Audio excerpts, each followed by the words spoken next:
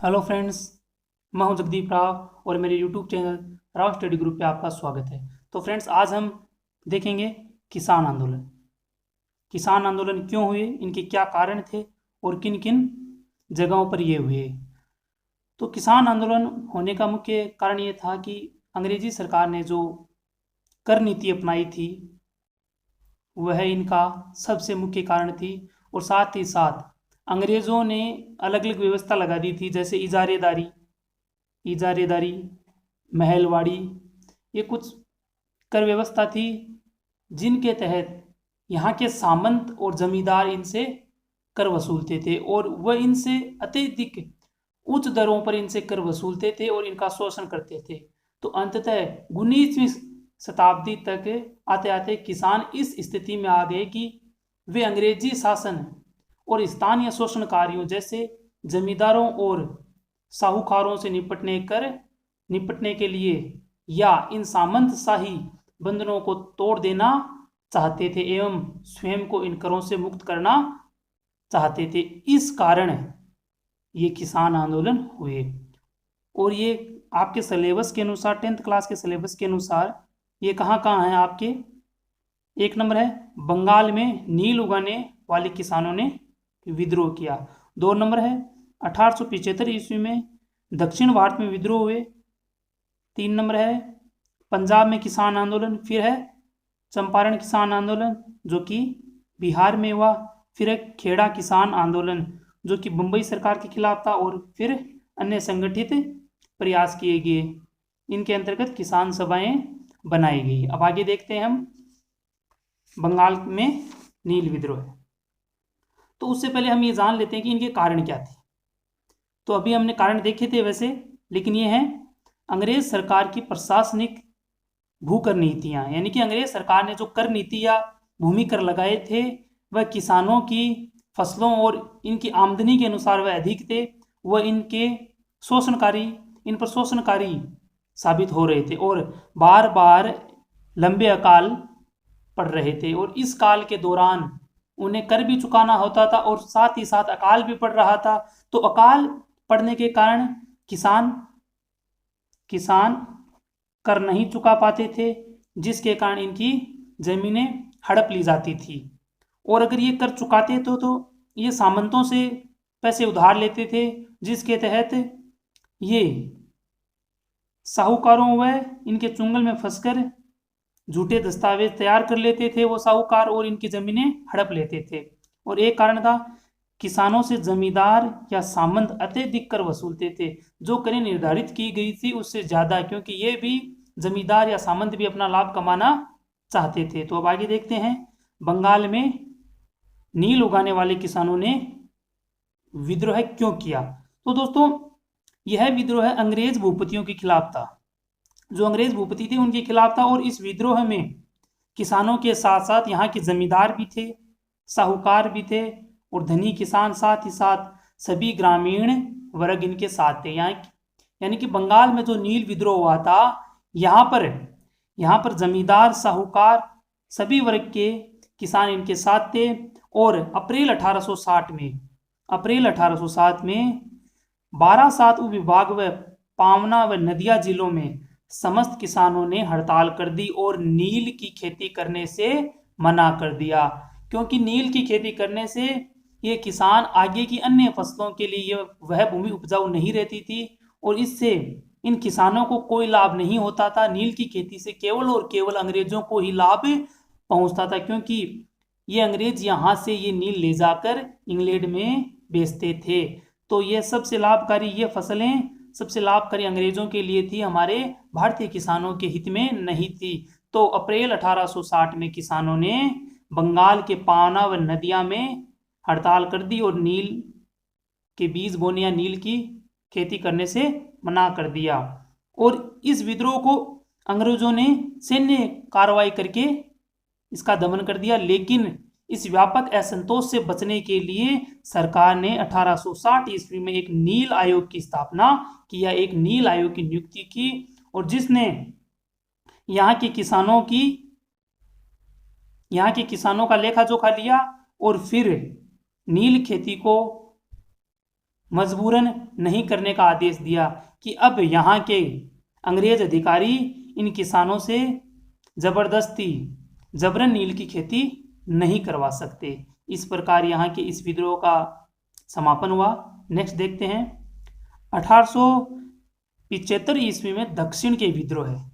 दक्षिण के विद्रोह उनके मुख्य कारण क्या थे? अत्यधिक भूमिकर था। अत्यधिक भूमिकर और कपास की खेती के, यानी कि यहाँ के लोग दक्षिण में कपास अत्यधिक मात्रा में होती थी, लेकिन अंग्रेजों ने इस कपास के भाव कम कर दिए, जिससे किसानों को लाभ कम होता था और इनका शोषण होता था, क्योंकि जो ये खेती करते थे उनके दाम इन्हें मिलते नहीं थे और इनसे जबरन दूसरी खेती करवाई जाती थी और मराठा किसानों से अत्यधिक कर लिया जाता था। जो यहाँ के दक्षिण के मराठा किसान थे उनसे अत्यधिक मात्रा में कर लिया जाता था और साथ ही साथ मारवाड़ी व गुजराती साहूकार इन किसानों से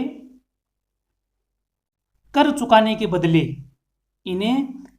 के बदले इनसे लेखा जोखा करवाकर और उनमें हेरा फेरी करके इनकी जमीनें हड़प लेते थे। और अगर ये किसान अगर न्यायालय में जाते तो वहां पे इन दीवानी न्यायालयों में वह मामले इन मारवाड़ी व गुजराती साहूकारों के पक्ष में आते और जिससे इन किसानों की जमीनें हड़प ली जाती थी।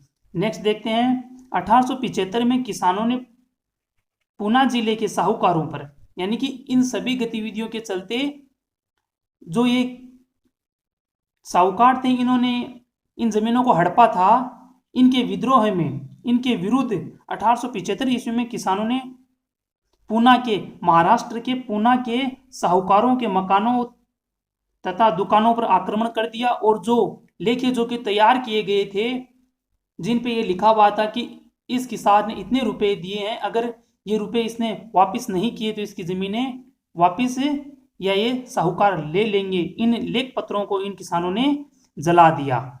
और इस विद्रोह को देखते हुए, इस उपद्रव को देखते हुए किसान अंग्रेज सरकार ने इनका कारण जानना चाहा और जिसके तहत दक्कन उपद्रव आयोग की नियुक्ति की। सरकार ने उपद्रवों के कारण जानने के लिए दक्कन उपद्रव आयोग की नियुक्ति की और 1879 ईस्वी में दक्कन कृषि राहत अधिनियम पारित किया गया, जिसके तहत यह कहा गया कि अगर कोई किसान किसी साहूकार से ऋण लेता है, अगर वह किसी समस्या के तहत वह ऋण वापस नहीं लौटा पाता है तो उसे गिरफ्तार नहीं किया जाएगा और उसकी जमीनें नहीं हड़पी जाएंगी। तो यह था दक्कन कृषक राहत अधिनियम। नेक्स्ट देखते हैं पंजाब में किसान आंदोलन।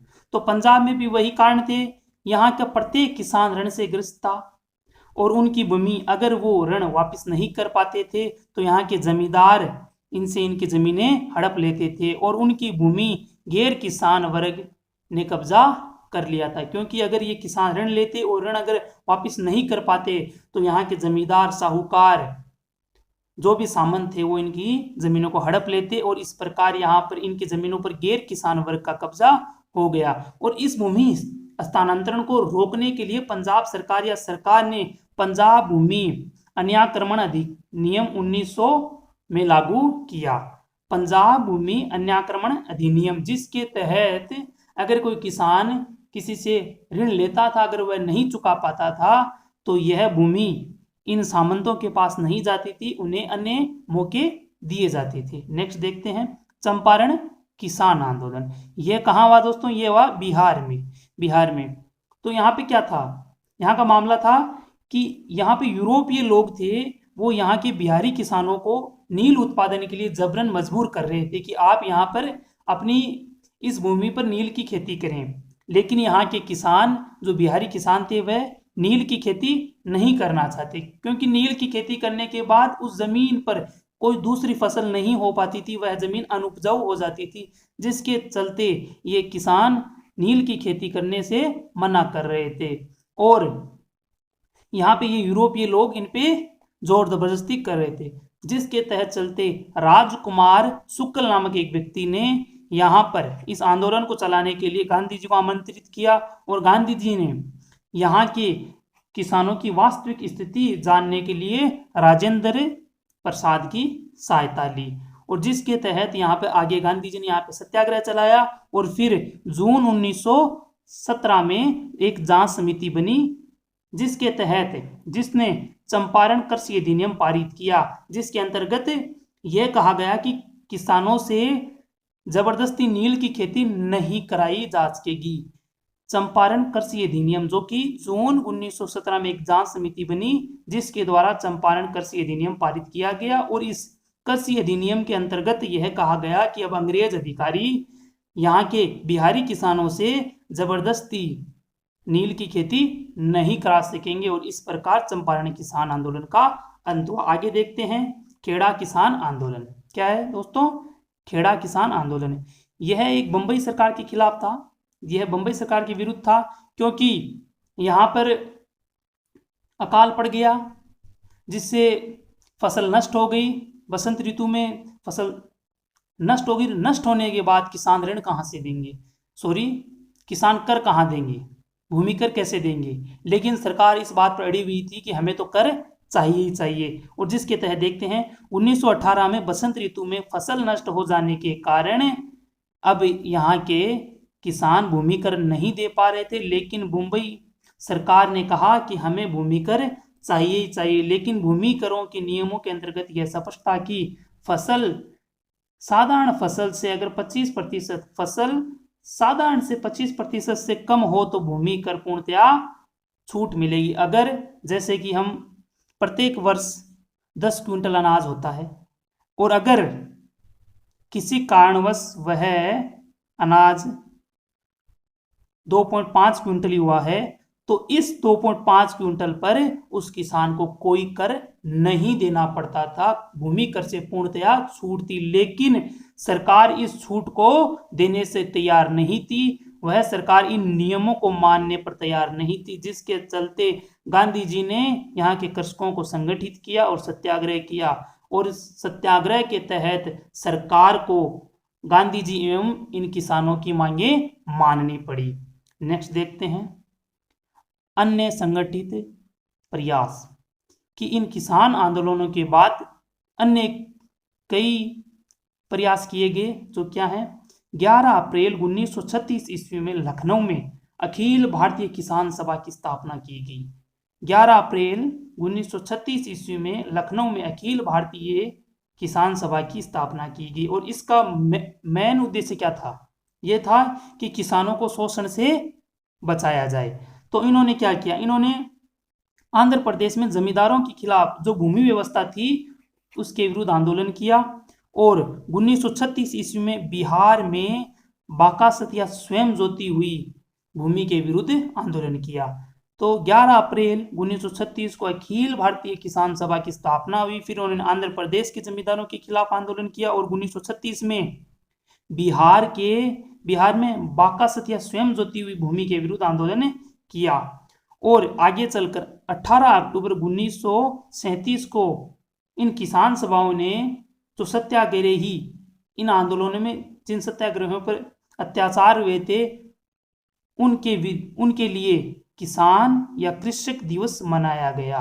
18 अक्टूबर 1937 को किसान सभाओं ने सत्याग्रहियों पर हुए अत्याचार के विरुद्ध यहाँ पर कृषक दिवस मनाया गया और हमारा राष्ट्रीय कृषक दिवस 23 दिसंबर को मनाया जाता है। हमारे यहाँ राष्ट्रीय कृषक दिवस 23 दिसंबर को मनाया जाता है। अब नेक्स्ट देखते हैं राजस्थान में जनजातीय आंदोलन। राजस्थान में जनजातीय आंदोलन, तो राजस्थान में जनजातीय आंदोलन क्यों हुए, तो देखो जनजातीय आंदोलन में मुख्य है भील आंदोलन, जो ये भगत आंदोलन है और ये एकी आंदोलन है। ये दोनों ही भील व एकी आंदोलन में ग्रास या जनजाति भी शामिल थी, लेकिन मुख्यतः भील जनजाति या भील थे इसमें। ये क्यों हुई, तो देखो भील अत्यंत परंपरावादी आदिवासी जाति थी और ये अपने सामाजिक व आर्थिक स्तर को लेकर सजग रहते थे, लेकिन अंग्रेजों ने इनके अधिकारों का हनन किया तो इन्होंने अंग्रेजी सरकार का विरोध किया और इसके चलते अंग्रेजों ने इनसे इनकी मुख्यतः या मौलिक स्वतंत्रताएं छीन ली, जैसे जंगल से लकड़ी काटना, पेड़ पौधों को काटकर खेती करना जिसे हम झूम खेती कहते हैं, जंगलों में शिकार करना व अपने क्षेत्र में अन्य जाति या प्रवासी जाति को न आने देना। इन सभी अधिकारों की अवहेलना की गई जिसके चलते भीलों ने अंग्रेजों के खिलाफ आंदोलन किया। और उनमें मुख्य हैं भगत आंदोलन व एकी आंदोलन। और भगत आंदोलन का नेतृत्व किसने किया? गोविंद गिरी ने। और एकी आंदोलन का नेतृत्व किसने किया? मोतीलाल तेजावत ने। और मोतीलाल तेजावत को भीलों का मसीहा भी कहा जाता है। अब देखते हैं भगत आंदोलन क्या है। तो भीलों के सामाजिक व नैतिक उत्थान के लिए गोविंद गुरु ने, और ये गोविंद गुरु मुख्यतः भील नहीं थे, ये एक बंजारा परिवार से संबंध रखते थे। तो गोविंद गुरु ने संप सभा 1883 ईस्वी में इसकी स्थापना की। उन्हें हिंदू दायरे में या हिंदू धर्म के दायरे में रखने के लिए भगत पंथ की स्थापना की। तो इन भीलों के सामाजिक व नैतिक उत्थान को बनाए रखने के लिए गोविंद गुरु ने 1883 ईस्वी में संप सभा की स्थापना की और उन्हें हिंदू दायरे में रखने के लिए भगत पंथ की स्थापना की। और यह संप सभा इस संप सभा द्वारा मेवाड़, डूंगरपुर, ईडर, गुजरात, विजयनगर व मालवा के भीलों में सामाजिक जागृति पैदा की गई। और इस सामाजिक जागृति के कारण यहाँ का शासन वर्ग सशंकित हो उठा या आतंकित हो उठा। और इन्होंने सोचा अगर ये भील इस तरह अपनी सामाजिक जागृति करेंगे और इन्हों में अत्यधिक सामाजिक जागृति आ जाएगी तो ये हमारे खिलाफ विद्रोह कर देंगे। तो अंग्रेज सरकार और यहाँ के स्थानीय शासकों ने भीलों को भगत पंथ छोड़ने पर विवश किया और साथ ही साथ बेगार कृषि कार्य करने के लिए बाध्य किया। और इसके तहत चलते गोविंद गिरी ने अनेक बार अंग्रेजों का विद्रोह किया और जिसके चलते अप्रैल 1913 में डूंगरपुर राज्य द्वारा गोविंद गिरी को गिरफ्तार कर लिया गया अप्रैल 1913 में। परंतु कुछ समय बाद इन्हें जेल से रिहा कर दिया गया और फिर अक्टूबर 1913 ईस्वी में अपने संदेश द्वारा अर्थात गोविंद गुरु ने अपने संदेश द्वारा भीलों को मानगढ़ पहाड़ी पर एकत्रित होने के लिए कहा। और यहाँ पर इन्होंने बहुत बड़ी सभा की और यहाँ पे सभी भील हथियार लेकर इकट्ठे हुए और इन्होंने यहाँ पर एक सभा करनी चाहिए। लेकिन इतने सारे भीलों को एक साथ एकत्रित देखकर यहाँ के शासक वर्ग व अंग्रेज सरकार भयभीत हो उठी और यहाँ पर इन भीलों पर गोलीबारी करने का आदेश दे दिया गया और भारी मात्रा में गोलीबारी की गई। और सरकारी रिपोर्ट या अंग्रेजी रिपोर्ट के अनुसार यह बताया गया कि इस मानगढ़ पहाड़ी हत्याकांड में 1500 भील मारे गए। तो दोस्तों ये सरकारी रिपोर्ट है। अंग्रेज कोई भी सरकार होगी वह अपनी रिपोर्ट में कुछ न कुछ ऊंच नीच करती रहती है, इसलिए ये देखो ये संख्या ज़्यादा भी हो सकती है। तो सरकारी रिपोर्ट के अनुसार उन्होंने कहा कि 1500 भील मारे गए और साथ ही साथ फिर गोविंद गुरु को कारावास 10 वर्ष की कारावास की सजा सुना दी गई और इसके चलते भगत आंदोलन का दमन कर दिया गया। अब आगे देखते हैं एकी आंदोलन। एकी आंदोलन क्या था और एकी आंदोलन का नेतृत्व किसने किया? मोतीलाल तेजावत ने। तो देखो भील आंदोलन चल ही रहे थे। देखो भगत आंदोलन का दमन हो गया था लेकिन कई स्थानों पर भील आंदोलन चल रहे थे और इसके चलते 1917 ईस्वी में भीलों व एक अन्य जनजाति ग्रासिया जनजाति ने मिलकर मेवाड़ के महाराणा को पत्र लिखकर इन दमनकारी नीति व बेगार के प्रति विरोध जताया। कहा कि आपकी जो ये दमनकारी नीतियां हैं और जो आप हमारे भीलों से या ग्रासिया जनजाति से बेगार करवाते हैं यह हमारे लिए दमनकारी है, हमारे लिए शोषणकारी है, तो आप इन्हें कृपया हटाएं।